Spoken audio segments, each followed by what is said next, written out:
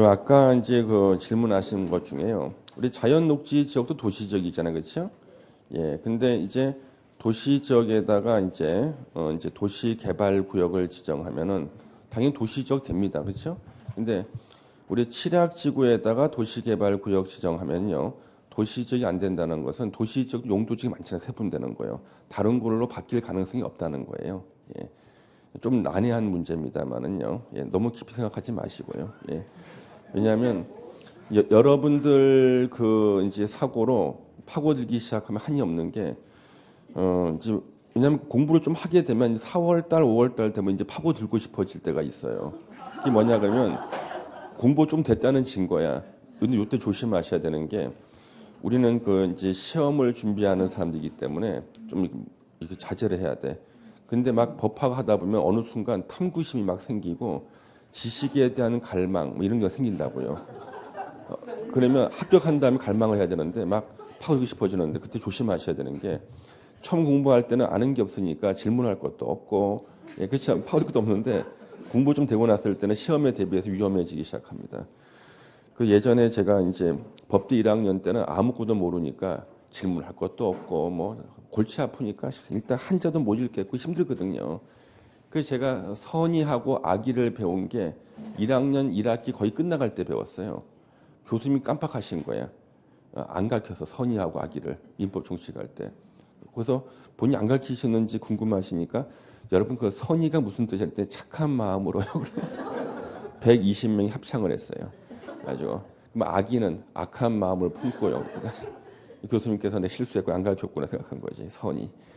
그래서 이제 파고들기 시작하면 한이 없거든요. 그래서 예전에 법률 사실, 법률 요건 그렇잖아요. 이거 있잖아요. 파고들기 시작하니까 한이 없는 거야. 예.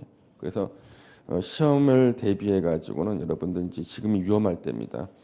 대부분의 이제 의문 사항은 거의 시험에 안 나와요. 95% 이상이. 그러니까 좀 자제하셔야 되는 거예요. 자제. 예. 예. 그래서 왜냐 그러면 공부를 안 했을 때는 진짜 궁금한 건 없지 않습니까? 근데 공부하게 되면은 이 법학에 한번 뿌리를 뽑고 싶어지는데 한 20년 지나도 못 뽑았어 아직. 못 뽑아. 예, 못 뽑습니다. 예. 그래서 이제 일단은 시험을 대비해서는 그냥 우리가 좀 가볍게 공부를 하셔야 돼요. 우리는 가볍게 공부해도 어려워, 무거워. 예, 무거워. 예. 자, 거기 보시면 246페이지 개발행위 허가가 나오잖아요.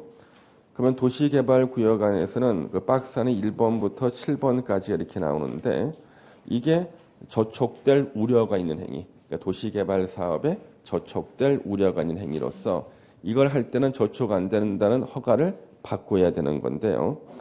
거기 7번의 중목의 벌채 및 식재 하고 1번의 대수선하고 용도 변경 요건 체크해야겠죠.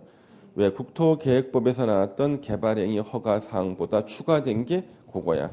대수선과 용도 변경, 중목의 벌채 및 식재 이거. 그거는 이제 도시개발구역 안에서는 허가를 받아야 되는 거 예, 체크하시고 이제 허용사항은요. 개발행위 허가 안 받고 그냥 할 수 있는 거 247피 위에 박스 나오죠. 이게 허용사항입니다. 근데 허용사항만 읽어보면 다 저촉될 우려가 없는 것들인데 동그라미 5번이 이제 시험에 나온 적도 있고 또 나올 수도 있어요. 관상용 중목의 임시식재 눈으로 보는 게 관상용 중목이죠. 근데 그 가로가 시험에 나와요. 경작지에서 임시식재는 제외한다. 제외한다는 말의 뜻은 개발행위 허가를 받아야 된다는 거예요. 그래서 관상용 중목을 경작지에서 임시식재할 때는 개발행위 허가 받아야 한다는 거예요. 그래서 공법이 어려운 게 겨우 본문을 이해했는데 가로에 뭐는 제외, 단 뭐는 그러하지 아니하다 그러면 처음부터 논리를 또 새로 짜야 돼 머릿속에서.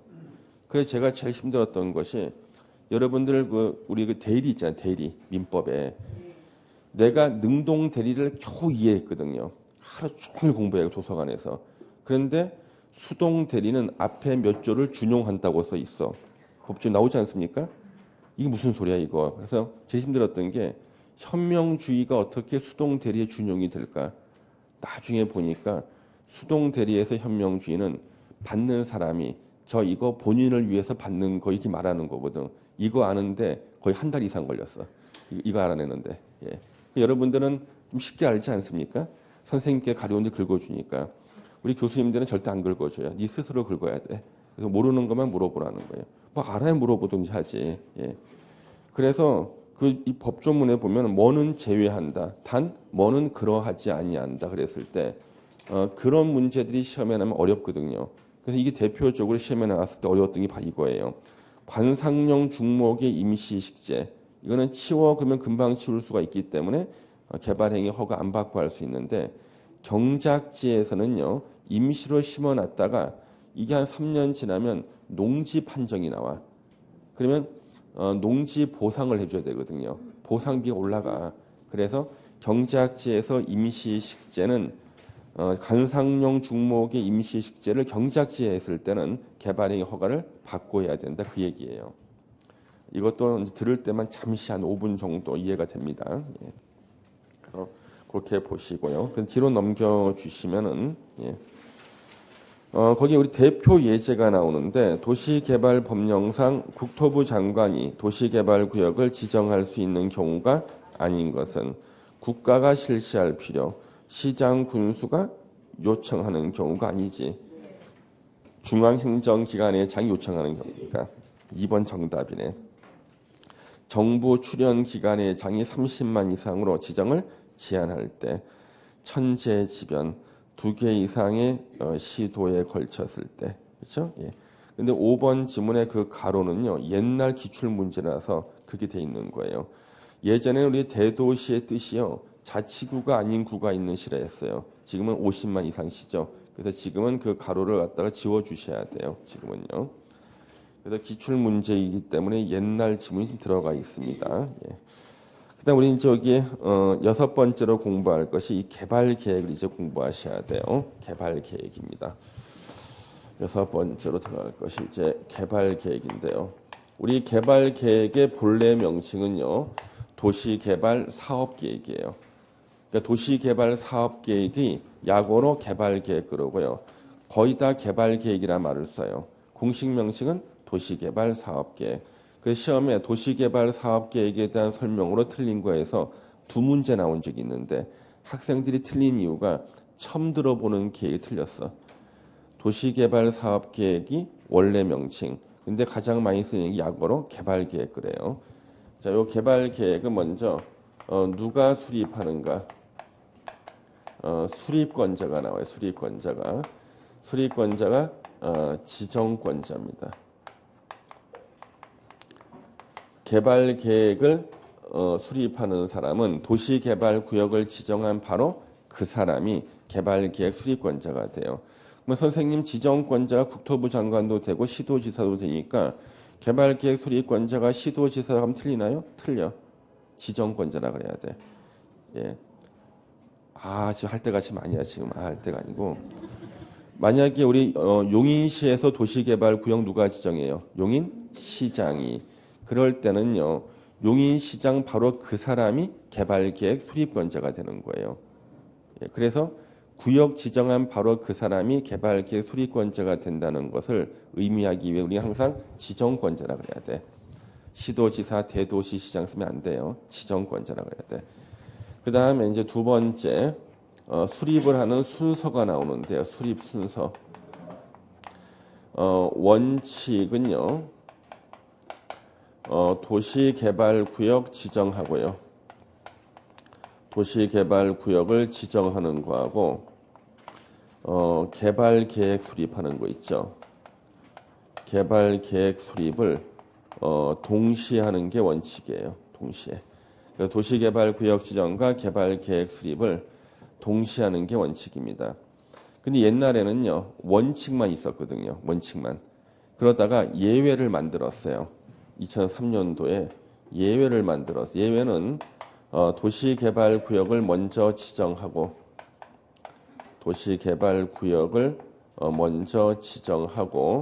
그다음에 요 도시개발구역을 개발할 계획이 있죠. 요 개발계획 수립을 나중에 하는 겁니다. 개발계획 수립을 이제 나중에 하는 거예요. 이렇게요. 그러면 예전에는 우리 원칙만 있었기 때문에 도시개발구역 지정과 개발계획 수립을 동시에 하게 돼 있었다고요. 근데 한 여쭤볼게요. 도시개발구역 지정하는 거하고 개발계획 수립 어느 쪽이 시간이 더 오래 걸릴까? 개발계획 수립이 더 오래 걸리는 거예요. 개발계획 수립. 그래서 구역 지정과 개발계획 수립을 동시에 하라 그러면요. 결국 시간은 누가 정하는 거예요? 개발계획 수립이 정해요.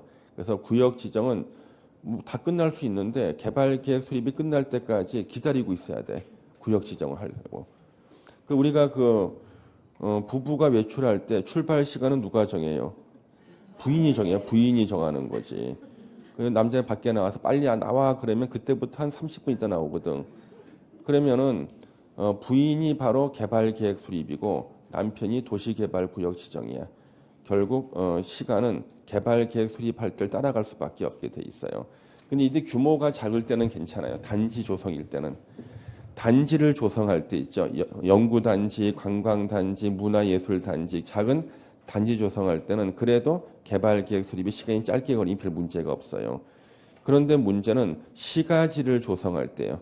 규모가 큰 시가지를 조성할 때 요걸 동시에 하라 그러면 문제가 생겨요. 규모가 커져도 도시개발구역 지정은 시간이 똑같아요. 규모가 커져도 구역 지정하는 데는 시간 차이가 없어. 똑같아. 단지를 지정하든 시가지를 지정하든 구역 지정은 시간이 규모가 커진다고 해서 더 늘어나질 않아. 똑같다고요. 근데 개발계획 수립은 규모가 커질수록 시간이 오래 걸려요. 예. 그러면 시가지를 조성할 때 만약에 이걸 동시에 하라 그러면 구역 지정이 늦어지겠죠. 개발계획 수립할 시간 오래 걸리니까. 근데 구역 지정했을 때 땅값을 기준으로 보상을 하거든. 그러면 소문이나 자 저쪽에 도시개발 사업 땅값 올라갈 거래.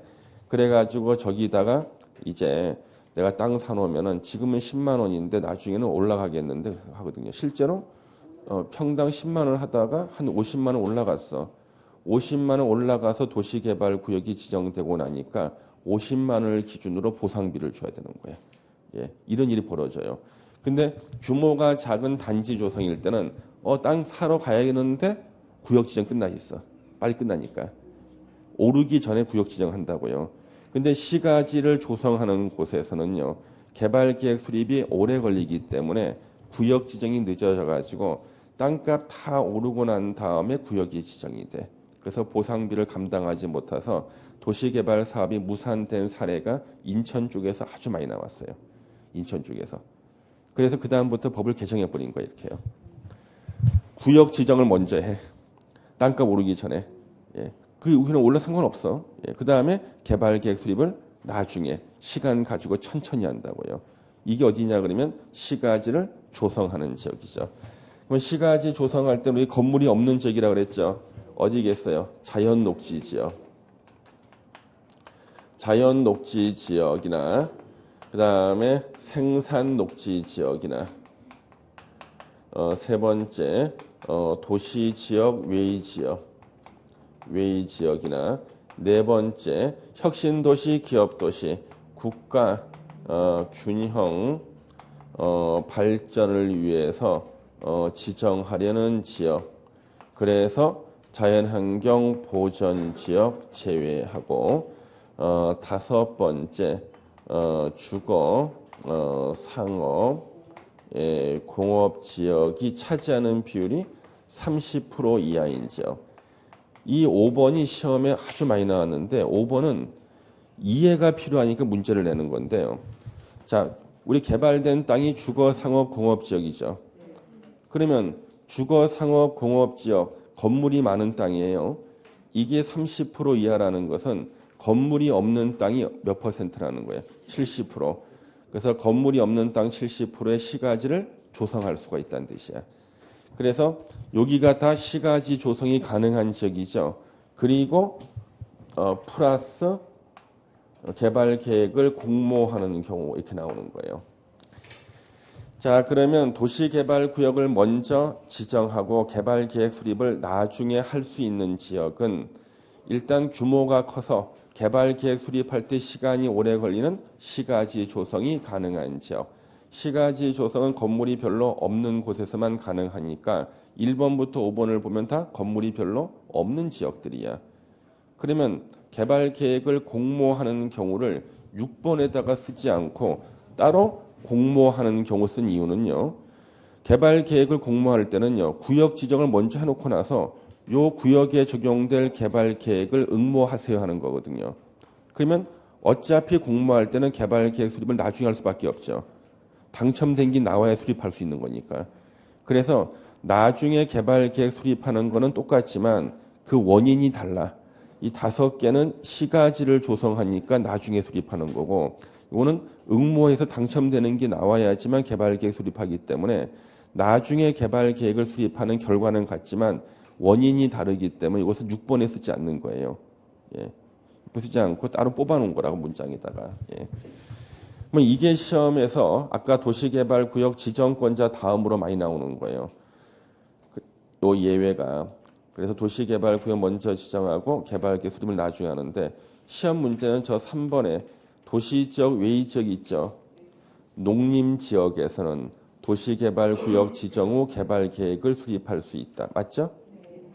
도시적 외의적 그랬으니까 관리, 농림, 자연환경 보전적인 거예요. 그래서 시험 문제 계획관리 지역에서는 도시개발구역을 먼저 지정하고 개발계획 수립을 나중에 할 수 있다. 선생님 계획관리 지역이 안 보이는데 그러면 안 돼. 도시적 외의지역이라고요. 예. 선생님 이렇게 지금 계속 설명을 합니다만은 전 별로 기대를 안 해요. 어차피 여러분 중에 절반은 틀린다고. 예. 왜? 그 순간 생각이 안 나. 그 순간 생각이 안 나고 집에 오면 생각이 나. 시험 끝나고 집에 오면은 그 집에 오면 생각나는 게 너무 많이 있거든요. 예. 자, 그래서 요거 꼭 기억을 하셔야 되고요. 세 번째가 이제 동의 요건이 나와요. 세 번째가 환지 방식으로 시행할 때입니다. 환지 방식의 경우가 나와요. 이제 도시개발에서 환지 방식 할 때요. 토지 면적 3분의 2 이상하고 이상의 토지 소유자의 동의하고 AND야. 그리고 토지 소유자 총수 2분의 1 이상의 동의를 받아서 개발 계획을 수립해야 됩니다. 자, 환지 방식의 경우에요. 그럼 환지 방식은 뭐냐면 낡은 땅을 개발해서 새 땅으로 바꿔주는 건데요. 바꿔주는 땅이 환지고 바꿔주는 행위 자체도 또 환지라 그래. 그래서 낡은 땅을 개발해서 새 땅으로 바꿔주는 게 환지 방식의 도시개발 사업인데요. 모든 사람들은 좋은 땅을 받기를 원해. 또 넓은 면적을 받기를 원해.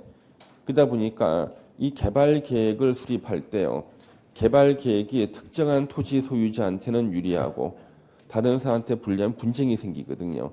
그래서 다수가 원하는 대로 개발 계획을 수립하기 위해서 토지 면적의 3분의 2 이상, 토지의 소유자 총수 2분의 2 이상의 동의를 받아야 된다는 거예요. 그래서 이제 지난달에 또 필기하신 분들은 안 쓰고 멍하고 있길래 제가 좀 더 추가해서 쓰겠습니다. 내가 또 그거를 볼 수가 없기 때문에. 예. 예. 예. 자, 여기요.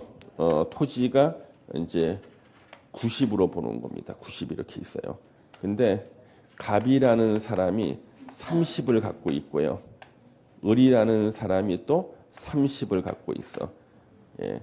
그 다음에 5명이 A, B, C, D, E 5명이요. 6평씩을 갖고 있는 거예요. 이렇게. 자, 이제 90이죠. 그렇죠? 전체 토지 면적은 90이다. 뭐 90평, 90헥타만 상관없어요. 90이다. 이랬을 때 토지 면적 3분의 2 이상 토지 소유자의 동의 이것만 있으면은요. 90의 3분의 1은 60이잖아요. 그럴 때는 요 갑하고 을만 동의하면은 토지 면적 3분의 2 이상이 나와. 그러면 이제 토지 면적을 작게 가지고 있는 사람들은 다 무시가 돼 버리잖아요. 그래서 그리고 토지 소유자 총수 2분의 2 이상의 동의가 필요하다는 거예요. 현재 토지 소유자 총수는 몇 명이야? 예? 5명에 2명 더하면 7명이지. 7명이 2분의 2 이상은 몇 명이야? 3.5 그러면 안 돼. 4명이야, 4명. 그래서 일단 2명은 동의했잖아. 이 5명 중에서 2명 동의가 더 필요한 거예요. 그러면 토지 면적이 작은 사람도 권리를 행사할 수가 있거든. 그래서 사람을 갖다 계산할 때는요. 소수점 밑으로 뭐 하나만 있어도 한 명을 계산하는 거예요. 3.5명 그러면 안 돼. 소수점 밑에 뭐 하나만 0.001만 있어도 한 명을 계산하는 거예요. 사람은 무조건. 예. 이걸 무시하다가 혁명이 일어났지. 모르십니까? 4.19 혁명. 4.19. 4.4.5 계획 해가지고 해서 기억나시죠? 5 밑은 버리고 5 이상은 올린다 해가지고 예. 예, 4는 버리고 5는 올린 4.4.5 계획했었거든요. 저도 본 적은 없습니다. 예. 왜? 태어난 적이 없으니까. 단지 국사책에서 한국사책에서 봤어. 예. 사람을 계산하면은요. 무조건 점 뒤에는 무조건 한 명으로 계산해야 되는데 5가 안 된다고 해서 사람이 없다고 쳐가지고 동의 요건에서 해가지고 삼선 개헌을 통과시켰어요. 자, 그래서 이때 몇 명이 필요한가? 4명이 필요하게 되는 거죠, 그렇죠? 예. 이걸 실제 물어본 기출 문제가 있어요. 이렇게 물어본 게. 일단 설명을 했어요. 환지 방식. 무슨 방식? 환지 방식이야. 수용 방식하면 틀려요. 예. 그다음에 요 개발 계획을 수립할 때는요. 개발 계획 수립할 때 이렇게 동의 요건이 필요한데 만약에 국가나 지자체가 시행자일 때는요. 그래서 이제 국가나 지자체가 지자체가 시행자일 때는 이때는 동의를 받지 않습니다. 이때는 왜 국가나 지자체가 시행자일 때는 공정하게 사업을 시행할 테니까 개발계획 수립할 때 동의를 받지 않는다. 시험에 많이 나왔어요. 네 번째가 이제 개발계획의 이 내용이 나오는데요. 내용. 우리 개발계획 내용이 책에 나오는 거 거기 보시면은 251편 내용 나오죠. 개발계획 내용 안에 보니까 끝에가 또 계획으로 끝나는 게 많죠. 개발계획은 규모가 엄청나게 커요. 개발계획 내용이 또 계획이야. 엄청나게 큽니다. 근데 이 개발계획 내용을 다 외웠던 분 시험 떨어졌어요. 이거 외우냐 다른 거 못 외웠거든. 근데 시험 막상 나오니까 기억이 안 나는 거야. 근데 개발계획 내용을 외우지 않고 들어가지 않는 걸 기억하는 거죠. 지구 단위 계획 안 들어가. 개발계획 내용 안에. 실시 계획도 안 나와. 환지 계획이란 말도 없어. 그래서 지구 단위 계획, 실시 계획, 환지 계획은 개발 계획 내용에 나오지 않는다.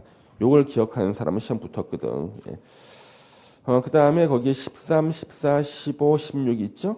13, 14, 15, 16. 예, 그거는 나중에 개발 계획에 포함시킬 수 있는 것으로 시험에 다 출제된 적이 있고 또 나올 수 있어요. 그 4개는 특징이 시간이 오래 걸리는 거예요. 나중에 개발 계획에 포함시킬 수 있다. 4개. 예, 기억하시고. 그다음에 요 개발 계획의 이제 그 지위가 있는데 지위는 광역이나 도시군 기본 계획에 들어맞도록 해야 된다. 들어맞도록 해라. 예전에는 부합하여야 한다였는데 법을 개정했어요. 부합이라는 단어가 어렵다는 민원이 있어가지고 들어맞도록 해야 된다 바꿨습니다. 그래서 광역도시계획이나 도시군 기본계획의 개발계획은 부합하여야 한다였는데 부합을 바꿨어. 들어맞도록 해야 된다. 이거 민원 제기한 사람 좀 맞아야 됩니다. 그렇죠? 멀쩡한 법률 용어 부합이라는 단어를 바꾸라고 했고 그걸 또 바꾼 사람들은 또 뭐야? 그렇죠? 예, 이렇게 바뀌어놨어요. 그러니까 법률 조문이 법률 조문 같지가 않아요. 예. 그래서 광역도시계획 또는 도시군 기본계획에 들어맞도록 해라. 그 다음에 이제 상호 기능 조화라는 말이 나와요. 거기 보시면은 이제 상호 기능 조화가 나오는데 규모가 330만 제곱미터 이상일 때요. 이거 몇 평이에요? 100만 평이죠. 나라에서 평을 쓰지 말라 그래 놓고 평 쓰면 과태료 물리겠다 그래 놓고 지들은 평을 써. 분명히 100만 평 해놓고 나서 제곱미터로 환산한 거라니까. 그렇죠? 그래서 우리가 보통 본격적인 시가지 조성 규모를 100만 평으로 봐요. 330만 제곱미터 봐요. 그러면 본격적인 시가지 조성 규모는 330만 제곱미터 이상이다. 그러면 그 안에는요, 그 도시에서 사는데 필요한 것을 다 만들어줘야 돼. 그래서 주거, 생산, 교육, 유통, 위락 기능 등이 서로 조화를 이루도록 노력해라. 노력만 하면 돼. 그렇죠? 여러분들은 이제 주로 위락 기능의 중심이겠네. 저는 그냥 교육 기능의 중심일 테고. 작성 기준은 누가 정하는가? 국토부 장관이 정합니다. 개발 계획도요. 예. 자, 오른쪽으로 대표 이제 보세요. 수없이 많이 나온 문제예요. 도시개발구역을 지정한 후에 개발 계획을 수립할 수 있는 경우가 아닌 것은 개발 계획을 공모하는 경우, 나중에 수립할 수 있죠.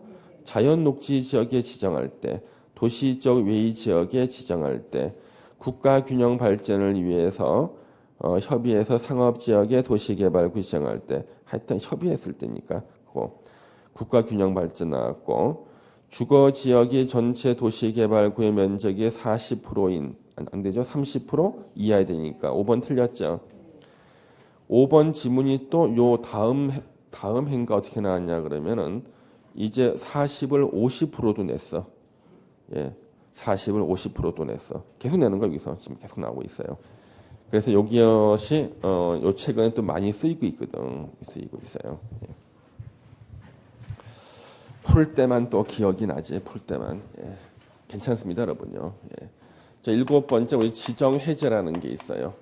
지정 해제. 도시개발구역 지정을 해제시키는 겁니다. 그럼 여러분들은 이제 해제하고 해지는 민법 시간에 배웠죠? 예, 일정한 사유가 발생했을 때 소구표가 있는 게 해제. 지정하기 전의 상태로 돌아가는 거. 해지는 장래효가 있잖아요. 우리 해제에는 약정 해제와 법정 해제가 있죠. 일정한 사유가 발생했을 때 해제되는 것은 법정 해제. 이게 바로 법정 해제예요. 법정 해제. 예. 그래서 이제 법정 해제입니다. 그럼 지정 해제는 두 가지 경우로 나눠볼 수가 있어요. 목적 사업을 달성했을 때입니다. 목적 사업 달성 시. 그러면 도시개발 구역을 지정해서요. 도시개발 사업이 성공리에 끝냈어. 그러면 더 이상 도시개발 구역으로 지정해 놓을 필요가 없죠. 그럼 해제시켜야죠, 당연히. 그래서 자, 도시개발구역 지정에서 도시개발 사업이 성공리에 끝난 날이 언제냐 그러면은 수용 방식으로 했을 때는 공사 완료 공고일, 공사 완료 공고일 다음 날에 도시개발구역 지정은 해제된 것으로 본다. 이때 해제는 실효의 의미예요. 실효. 예. 그 다음에 환지 방식일 때는요. 낡은 땅을 새 땅으로 바꿔주는 것을 환지처분이라 그래요. 그래서 환지처분 공고일 다음 날이에요. 환지처분 공고일 다음 날에 도시개발구역 지정은 해제된 것으로 본다요. 목적 사업 달성됐기 때문에 지정해 놓을 필요가 없거든요. 이제는 목적 사업 달성 불능일 때입니다. 목적 사업 달성 불능시. 자, 도시개발구역을 지정했는데 장애 요인이 생기는 거. 사업 진행에 장애 요인이 생겨서 더 이상 도시개발 사업 진행이 안 돼. 진행이 안 되는데 구역만 지정해 놓고 있으면요. 아까 도시개발구역 지정 효과만 생기는 거죠. 더 이상 진행이 안 되는데 진행이 안 될 때는 지정을 해제시켜요. 그러면 진행이 안 되는 것은 다시 두 가지로 나눠야 돼. 저거예요. 저기 수립 순서. 아까 우리 수립 순서 원칙은 도시개발구역 지정하고 개발 구역을 지정하는 거하고 개발 계획을 수립하는 게 동시라 그랬죠. 개발 계획 수립을 동시에 한다 그랬잖아요. 그러니까 이때는 도시개발구역을 지정하고 난 다음에 3년 내에요. 도시개발구역을 지정하고 나서 3년 내에 도시개발 사업 시행자가요. 실시계획, 지가 땅 팔 계획, 실시계획을 작성해서 도장 찍어주세요. 인가 신청을 해야 돼요. 지정권자한테 인가 신청하는 거예요. 3년 내에 안 했어. 그 말은 더 이상 도시개발 사업할 마음이 없다고 봐가지고 3년이 되는 날에 다음 날에 도시개발구역 지정은 해제된 것으로 본다가 돼. 자동으로. 이게 사례가 있어. 사례가. 용인시 모현면에요. 모현지구를 용인시장이 도시개발구역 지정했어요. 시행자가 LH공사였어. 3년이 지났는데 LH공사가 실시계획을 작성해서 용인시장한테 인가 신청해야 될 안 한 거예요. 자동으로 3년이 되는 날에 다음 날에 용인시 모현지구가 도시개발구역 지정이 해제돼 버렸어. 자동으로. 그때 해제당한 모현면 주민들은 공고를 봤더니요. 고시했는데 고시한 게 해제됐을 때는요. 대도시 시장이 그걸 고시하게 돼 있어. 해제 사실을요. 그래서 용인시 모현면에 있는 모현지구가 도시개발구역 지정이 해제됐습니다 하고 용인시장이 고시를 했거든요. 그 사실을 본 모현면 주민들은 용인시장이 해제시킨 것으로 알겠지. 그렇잖아요. 그래서 폭파하겠다. 그래서 다시 당황한 용인시장이 보도 자료를 만들었어요. 그리고 80개 언론에다 보냈습니다. 이번에 용인시 모현면 모현지구가 도시개발구역 지정이 해제된 이유는 내가 해제시킨 것이 아니라 도시개발법에 도시개발구역이 지정되고 나서 3년 내 시행자가 실시계획 인가 신청을 해야 되는데 안 하면은 3년이 되는 날에 다음 날에 자동으로 도시개발구역 지정은 해제되게 되고 나는 단지 그 사실을 고시만 할 뿐입니다. 3년 내 실시계획 인가 신청을 안 한 그 시행자는 큰 글씨로 LH공사입니다. 예, 큰 글씨로 진하게 LH공사입니다. 쓴 거예요. 이게 바로 이제 해명 자료를 낸 거지. 그리고 이게 시험에 나오는 거예요. 나왔단 말이죠. 그렇죠? 예. 그래서 뭔가 써먹은 조문, 시험에 나오는 조문들은 써먹거나 언론에 나오거나 그래 문제였던 것들만 시험에 나와요. 예상 문제가 딱 정해져 있는 거지. 자, 근데 이제 아까 예외가 뭐라 그래서 예외.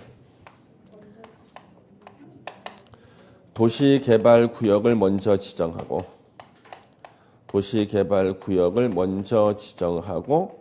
개발계획 수립을 나중에 할 수 있잖아요. 그럼 여기서는 하나 조심해 줘야 돼. 아까 우리 도시개발구역 지정하고 개발계획 수립을 나중에 할 수 있는 것은 1번부터 5번에다가 플러스 공모하는 경우인데 여기서는 공모는 빠져야 돼. 예, 왜? 여기는 말이죠. 개발계획 공모와는 전혀 상관이 없고 시가지 조성한다는 그것만 필요한 거야. 그래서 여기서는 1번부터 5번까지만 필요한 거야. 그래서 1번부터 5번에 해당이 돼서 구역 지정 먼저 하고 개발계획 수립을 나중에 하는 경우는 2년 내에 개발계획을 수립해야 돼. 근데 2년 내에 개발계획 수립을 안 했어. 그 말은 뭐예요? 더 이상 도시개발 사업할 마음이 없다고 봐가지고 2년이 되는 날에 다음 날에 도시개발구역 지정은 해제된 것으로 본다요. 그런데 만약에 2년 내에 다행히 개발계획 수립했잖아요. 그러면 다시 3년 내에 실시계획 인가를 신청해야 돼. 안 했다. 더 이상 도시개발 사업할 마음이 없다고 봐서 3년이 되는 날에 다음 날에 도시개발구역 지정은 해제된 것으로 본다는 거예요. 예. 그런데 그러면 시험은 이렇게 나오겠죠. 자, 자연녹지 지역이다. 그러면 도시개발구역을 먼저 지정하고요. 자연녹지 지역에서는 도시개발구역 지정 후에 2년 내 개발계획을 수립해야 된다. 안 했을 때는 2년이 되는 날에 다음 날에 도시개발구역 지정은 해제된 것으로 본다. 이렇게 문제 나올 수 있는 거죠. 5개가 나와야 돼. 시가지 조성할 때. 그 다음에 문제는 뭐냐 그러면요. 제가 말하는 게 맞나 틀리나 맞춰보세요. 도시개발구역 지정 고시 후 3년 내에 실시계획 인가를 받지 못한 경우에는 3년이 되는 날에 다음 날에 도시개발구역 지정은 해제된 것으로 본다. 맞아 틀려요? 틀렸죠. 어디 틀렸어? 신청이야 신청. 3년 내 인가를 받지 못한 경우가 아니라 인가를 신청하지 않은 경우예요. 인가를 3년 내에 받았는가 받지 못했는가는 중요하지 않아. 신청했느냐 안 했느냐야. 예. 그래서 이것도 기출문제 나왔어요. 도시개발구역 지정 고시어 3년 내 실시기에 인가를 받지 못하는 경우 3년이 되는 날에 다음 날에 지정이 해제된 것으로 본다. X에. 인가 신청하지 않은 경우예요. 기출문제를 냈다니까 교수님께서. 아까 그 100만, 200만 내신 분 있죠? 그분이야. 예, 그래서 많은 학생들이 또 엉엉 울고 예, 자세히 보니까 인가를 받지 못한 경우로 나왔어 시험에. 예. 그래서 예전에요. 저기 우리 지금 용인시 도시개발구역 중에요. 이런 곳이 있어요. 거기 지금 저 도시개발조합이 시행자가 되려고 막 하는데 조합을 결성하는 걸 갖다가 웬 시행사가 현재 막 추진하고 있어. 조합을 결성하려고 막 그러는데 자기네들이 그래. 도시개발구역이 지정이 해지 안 되게끔 자기가 실시 계획을 갖다가 만들 수가 있다는 거야. 사람들이 막 감동받는 거야. 와, 실시 계획 그거 갖다 작성하기 쉽지 않을 텐데. 근데 법조문에는 실시 계획 인가를 받는다는 게 아니라 신청하면 되잖아요. 신청했어. 그런데 종이가 달랑 몇 장이야. 왜? 당연히 인가 못 받지. 그렇지만 신청만 하면 되거든. 그렇잖아요. 실시 계획 내용에 내용이 없어. 공사하겠다는 내용이 없어. 단지 제목만 실시 계획이라 써가지고 낸 거야. 일단 접수를 했잖아요. 신청했죠. 단지 넘겨보니까 내용이 없어. 백지야. 그래도 일단 신청했잖아. 그래서 해제는 안 된 거지. 그래서 그 이 사실을 모르는 토지 소유자들은 좀 대단한 사람인데 그거 불과 한 일주일도 안 됐는데 어떻게 실시 계획을 다 작성했나 봐. 근데 내용을 안 보여주지. 왜? 백지니까. 그러니까 신청한 거지. 예. 그러니까 신청이 중요한 거예요. 예. 그래서 이제 목적 사업 달성이 불능일 때는요. 용도 지역이 환원이 돼요. 용도 지역이 환원이 됩니다. 환원. 자, 아까 우리 도시개발구역 지정하면 도시지역으로 결정 고시된 것으로 보는데 이제 목적 사업 달성 불능으로 지정이 해제가 되면요. 도시지역 되기 전에 종전 용도지역으로 환원이 되고요. 지구 단위 계획구역은 폐지가 돼버립니다. 폐지가 된다는 거예요. 폐지돼버려요.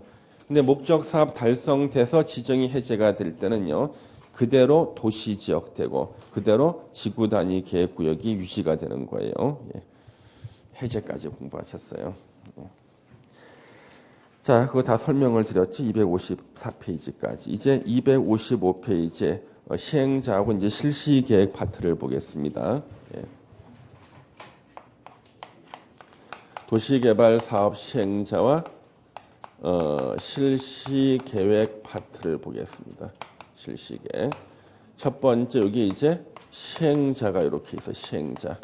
자기 이름을 걸고 도시개발 사업을 하는 사람이 시행자예요. 그럼 시행자는 누가 지정하는가? 지정권자가 합니다.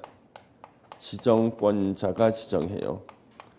그러면 용인시에서 도시개발구역을 지정한 사람 용인시장, 시행자를 지정하는 사람 역시 용인시장이 되는 거예요. 예, 지정권자. 그 다음에 두 번째 시행자를 갖다 두 가지로 이렇게 구분을 하는데요. 그래서 구분 두 가지로 나눠집니다. 공공시행자하고요. 공공시행자하고 민간시행자로. 민간시행자 이렇게 둘로 나눠져요. 그러니까 공공시행자든 민간시행자든 일단 권한은 동일하게 줘요. 단 불안한 시행자가 민간시행자잖아요.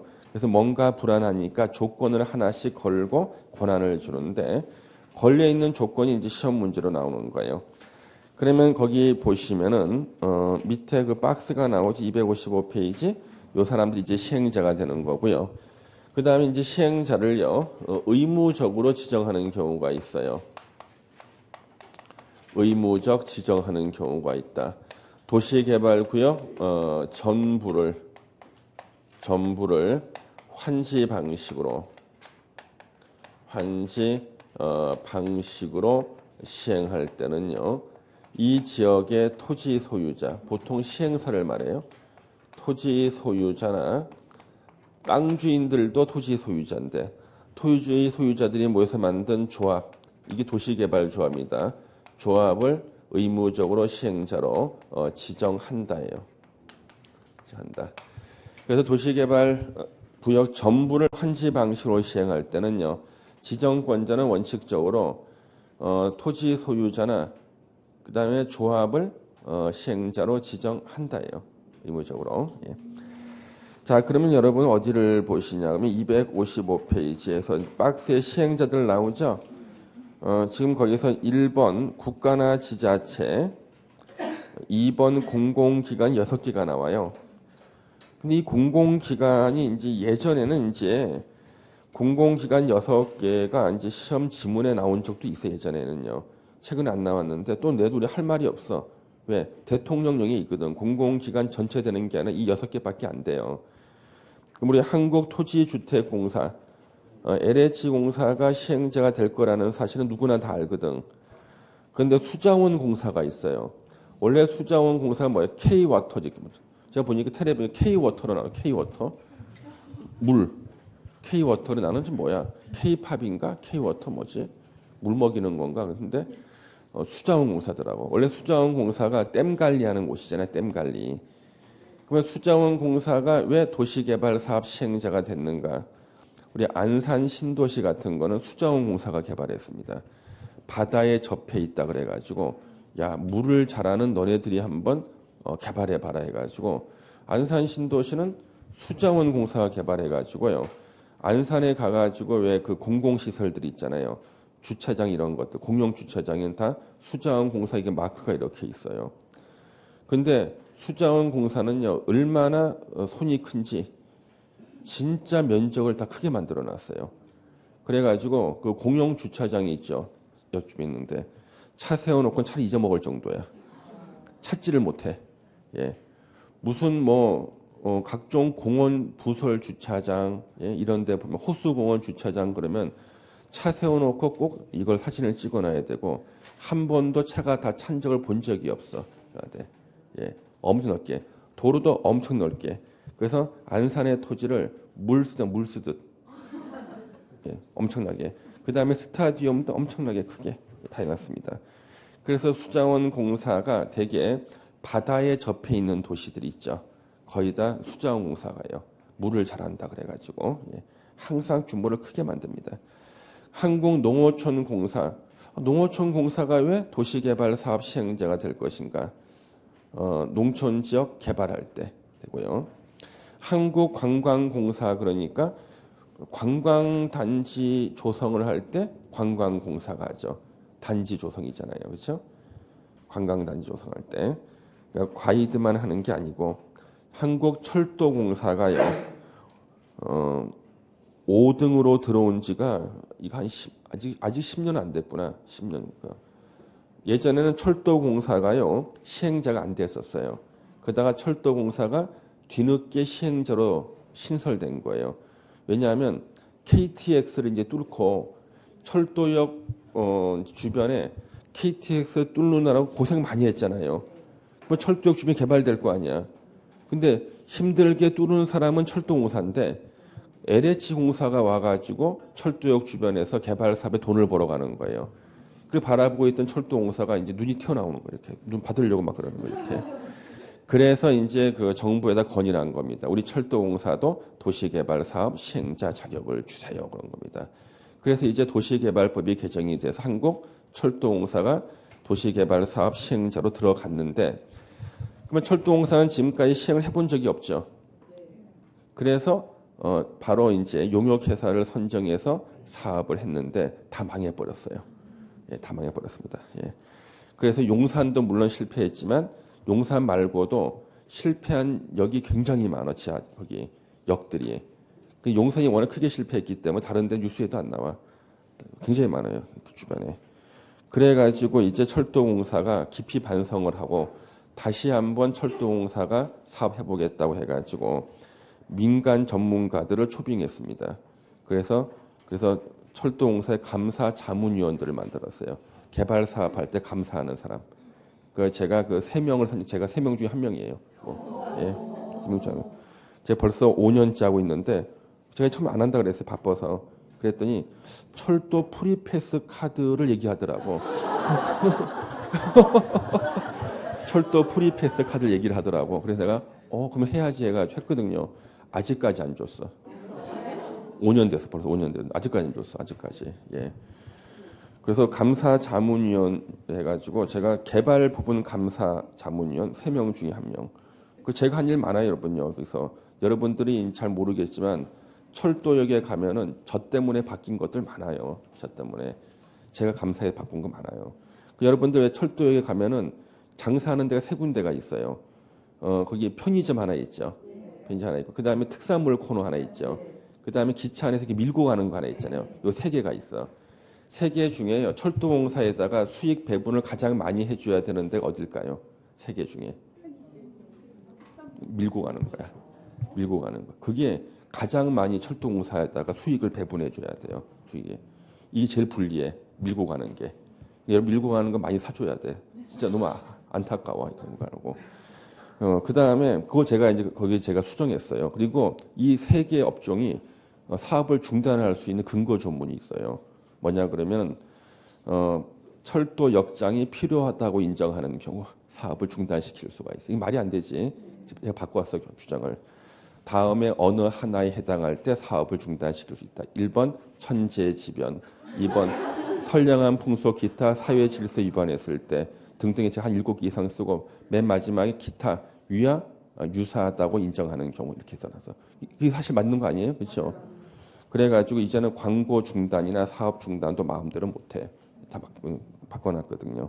그래서 철도공사가 이제 맨 마지막으로 딱 들어와가지고 이제 사업을 시행하는데 다 너무 힘들잖아요. 다른 것들은요. 그래가지고 어떻게 하냐 그러면 철도공사가 주로 창고 부지만 개발했어요. 철도 부지 옆에 창고만 이렇게 만드는 거였어요. 그래서 다 실패했어요. 계약서를 잘못 써가지고. 그 여러분들도 이제 계약서 앞으로 많이 쓰셔야 되잖아요. 계약서 쓸 때는 항상 조심을 해야 되는 게 이 철도공사하고 계약을 하는 상대방들 같은 경우는요. 노련하잖아.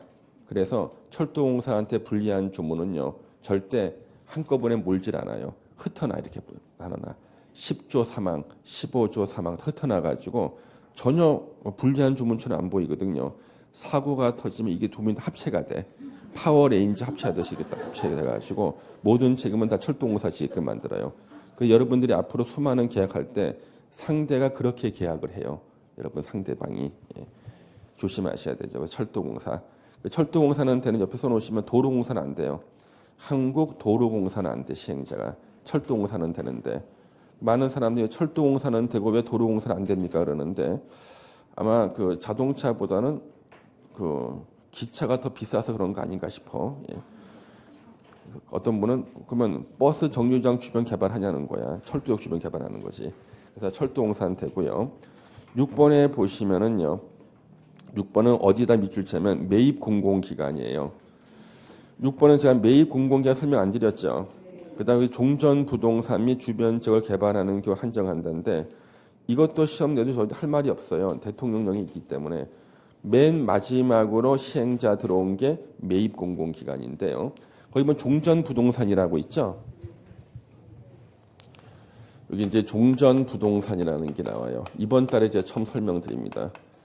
종전 부동산은 뭐냐면 여러분 우리 그 LH 공사가 진주로 이사 갔거든요. 그러면 LH 공사가 갖고 있는 재산이 오리 사옥이 있어요. 오리 사옥, 오리에. 오리역에 있거든요. 그게 바로 종전 부동산이야. 공공기관이 지방으로 이전해 가면서 팔고 가야 되거든요. 매각 대상으로 나온 매물이 종전 부동산이라 그래요. 그러면 가장 우리 악성 종전 부동산이 남양주 영화 촬영소가 있거든요. 남양주 영화 촬영소가 1170억에 나왔다가 이게 4년 만에 팔렸어요. 그래서 남양주 영화 촬영소 매각 용역을 제가 받았어. 국가 용역을 받아가지고 제가 그 3개월간에서 300페이지짜리 보고서를 만드는 국회 도서관이 있어요. 검색하면 나올 거예요. 제가 만든 거. 근데 그래가지고 1170억인데 이걸 갖다가 한 100억 정도 할인해서 팔았어요. 감정평가 새로 해가지고. 작년, 1년 전에 팔렸어요. 예, 안 팔리다가. 남양영화 촬영소가. 그러면 그걸 팔고 영화진흥위원회가 부산으로 갔어요. 부산 기장이 지금 새로 짓고 있거든요. 제가 영화진흥위원 제 자문위원이에요. 저 영화 거의 안 봐요. 제 마지막 극장 간 게 미녀는 괴로워. 근데 영화진흥 저 자문위원이야. 예. 남들은 제가 영화 잘하는 줄 알아. 예. 단지 영화 촬영소만. 이게 바로 종전부동산이에요. 팔고 가는 거. 그 다음에 우리 종전부동산 굉장히 많아요, 여러분요. 한국산업단지공단은 대구로 이사 갔는데요. 산업단지공단이 갖고 있는 게 구로 디지털 단지역에 한국산업단지공단 그 사옥이 있었어요. 그거를 팔고 이제 저기 대구로 가는 겁니다. 이게 다 종전부동산이에요. 그래서 이 종전부동산이요 어떤 역할을 하냐 그러면 이 종전부동산을 매각하는 주 부서가 국토교통부고요. 실무 책임자가 LH공사입니다. 그래서 우리 국토교통부는요 청렴도 순위가 거의 끝에서 몇 번째예요. 근데 국토교통부가 밥을 사주는 게 1년에 딱 한 번 있어요. 밥 사줄 때가 있어요. 국토교통부가. 어디서 하냐면 라마다 서울호텔이라고 있어요. 거기서 초대장이 와요. 종전부동산 매각 설명회를 하는 거예요. 그래가지고 한 100명 정도한테 초대장을 보냈는데 아침 7시까지 오래. 아침밥 먹여준다고. 그 가면은 이렇게 이름표가 이렇게 준비가 돼 있고요. 누구냐 그러면 종전부동산 500억, 1000억 하는 것을 매입할 법인의 사업본부장이나 그 사람들이 자문을 구할 교수님들을 갖다가 100명을 초대를 하는 거 이렇게 해요. 그 라마다 서울호텔 아침 7시에 가면은 입구에 있을 때 신원을 확인하고 이렇게 이름표를 하나씩 줘. 그러면 책을 한 권 줍니다. 볼펜 2자로 하고. 책이 종전부동산 목록인데 엄청나게 많아요. 전국에. 많은데 이거는 다 볼 필요가 없어요. 과장님이 나와가지고 추천 물건이라는 게 있어요. 그래서 몇 개를 추천 물건이에요. 이게 뭐냐면 감정평가액보다 훨씬 가치가 큰 거야. 국가재산은 감정평가액대로 팔아야 되거든요. 가격 할인이 안 돼. 그래서 만약에 500억짜리 땅이 하나 나온 거예요. 500억짜리 땅이 나왔다. 그러면은 500억 주고 그저 듣고 사야 돼. 그러면 추천 물건은 100% 팔려요. 진짜 싸게 나온 거기 때문에. 그럼 우리 어떻게 하냐 그러면 이제 국토부에다가 이제 제안을 넣어요. 500억짜리 저거 사겠다. 단 가격 할인이 안 되잖아요. 그러니까 종상향을 시켜달라는 거예요. 종상향. 유통상업지역을 일반상업 용도지역 변경해 주세요. 그런 거예요. 땅값이 2배 오르거든. 그래서 무조건 용도지역 변경해 주는 거예요. 땅값은 못 깎아주니까 가치가 2배 올라가는 거예요. 그러면 그 종전부동산이 이렇게 돼 있어요. 도로가 이렇게 있으면은 이렇게 한 블럭인데 요 땅이 종전부동산으로 나온 거예요. 그럼 여러분 요 필지만 용도지역 변경해 줄 수 있어요? 안 돼. 그럼 특혜야. 한 블럭 전체 같이 해야 되죠. 그래서 종전부동산 매각 설명이 끝나고 나서 제가 이제 그 책을 들고 이제 아침에 나오는데 앞에 복부인 아줌마들하고 공인중개사들이 쭉 쪼그리고 앉아 있어요. 왜? 그 책은 거기 인터넷에 들어가면 누구나 다 확인할 수 있어요. LH공사 들어가면. 중요한 것은 그 수백 개 중에서 추천 물건이 어느 개가 중요한 거예요. 그러면 추천 물건이 요거다라는 걸 사실 알면은 요 주변 걸 사겠지. 그렇잖아요. 똑같이 같이 바뀔 거니까. 이걸 확인하려고 추천 물건 좀 체크한 거 책 잠시 빌려달라 그런다고. 우리 그 제자들이 중개사들하고 복부인 같이 앉아 있는 거야. 본인들 안에 못 들어가니까. 여러분들 앞에 쪼그리고 앉아 있을 일이 있어요. 요겁니다. 그러면 이 종전부동산인데 이걸 갖다가요 다른 공공기관에 파는 경우가 있어요. 그러니까 종전부동산을 소유한 공공기관이 다른 공공기관한테 파는 때 공공기관 샀잖아 이거. 샀으면 얘네들 이것을 개발해야 될 거 아니에요. 개발하려고 그러면 쉽게 하는 방법은 도시개발사업 시행자의 자격을 줘야 돼. 그래서 이거 보시면 지금 6번에 매입 공공기관이 바로 종전부동산을 매입한 공공기관인데 어느 공공기관인지 몰라. 하여튼 종전부동산을 사기만 하면은 그 매입 공공기관한테는 그 종전부동산을 활용하기 위해서 도시개발사업 시행자의 자격을 준다는 거예요. 이해되시죠? 여기까지 이해하셨어요. 뭐 시간만 많으면 제가 더 낱낱이 다 가르쳐줘서 외울 필요도 없이 가르쳐줄 수 있겠지만 한계가 있어. 여기 1번, 6번까지 공부하셨고요. 3번의 정부 출연 기관을 보시면 아까 제가 말씀드린 거 있죠. 딱 2개밖에 없어요. 한국철도 시설공단이야. 최근에 관리자를 뺐어요. 그냥 시설공단 하시고 2번에 제주국제자유도시개발센터예요. 요 두 개가 정부 출연기관이에요. 정부 출연기관. 4번에 보시면 지방공사 나오죠? 이게 도시공사예요. 그래서 1번부터 4번까지가 요거 공공시행자야. 1번부터 4번까지가 공공시행자. 그 다음에 이제 5번부터요. 맨 끝에 11번까지 있죠? 그게 민간시행자예요. 선생님 11번 같은 경우는 이거는 공동출자법인인데요. 11번은 공동출자법인인데 편의상 민간시행자로 분류해도요. 정답에는 차이가 없어요. 이렇게 보시면 되고요. 용산 역세권 개발 사업 시행자가 11번이었습니다. 공동출자법인이었는데요. 예. 네, 그렇게만 체크해서 보시면 되겠습니다. 잠시만 쉬었다 계속하겠습니다.